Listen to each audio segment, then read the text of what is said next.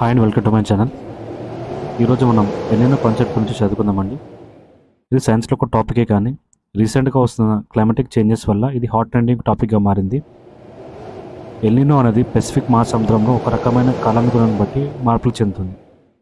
El Niño వలన మనకు శీతాకాలంలో కూడా వెచ్చగా ఉంటాయి, వర్షాలు ఉండవు, వేసవి కాలం మరింత వేడిగా మారనుంది. దీని వలన ఋతుపవనాలు కూడా బలహీనంగా ఉంటాయి. గత 20 ఏళ్లలో మనకు సంభవించిన ఎల్నినో కరువులను తీసుకున్నట్టయితే సంవత్సరాలు సంభవించిన కరువులను ఎంకే గ్లోబల్ పరిశోధన నివేదిక చెబుతున్న క్రమంలో ఈ సంవత్సరం వ్యవసాయోత్పత్తులు అగ్రికల్చరల్ ఎక్స్పోర్ట్స్ అండ్ ఇంపోర్ట్స్ తక్కువగా ఉండొచ్చు. అయితే ఇలాంటి సిచ్యువేషన్లో మనకు ఈ ఫుడ్ ప్రొడక్ట్స్ మీద భారీగా ఇన్ఫ్లేషన్ పెరిగే ఛాన్సెస్ ఉంటాయండి. ఒకనొక పరిశోధన సంస్థ NOAA American national oceanic and atmospheric administration institute వాళ్ళు ఈ ఇయర్లో మనకు జూన్ నుండి డిసెంబర్ వరకు మధ్య ఎల్నినో ప్రభావం 55 నుండి 60% ఉంటుందని అంచనా వేసిందని. ఎల్నినో లానినో అనేవి వాతావరణ పరిస్థితులకు సంబంధించినవి అనే సంగతి చాలామందికి తెలుసు, కానీ అవి నిర్దిష్టంగా ఎందుకు ఏర్పడతాయి అనే విషయం చాలామందికి తెలియదు. నిజానికి శాస్త్రవేత్తలు కూడా పూర్తిగా వీటి గురించి క్లారిటీ లేదు.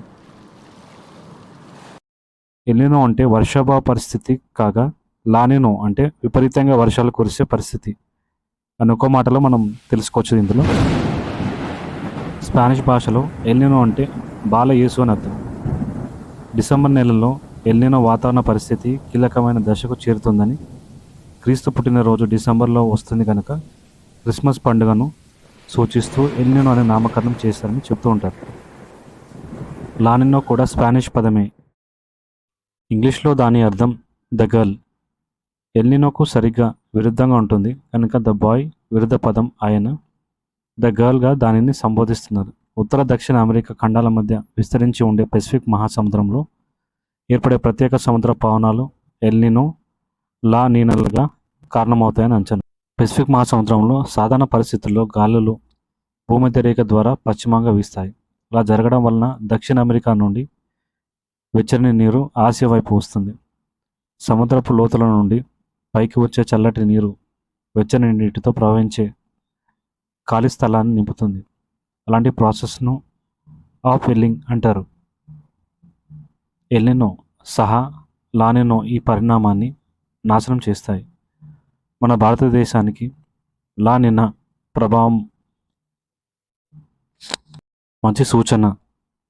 అదే ఎల్నినో ప్రభావం ఉంటే జూన్ మరియు అక్టోబర్ మధ్య భారతదేశంలో ఋతుపవనాలు ప్రభావితమవుతాయని అంచనా. Thank you. Please like, share and subscribe.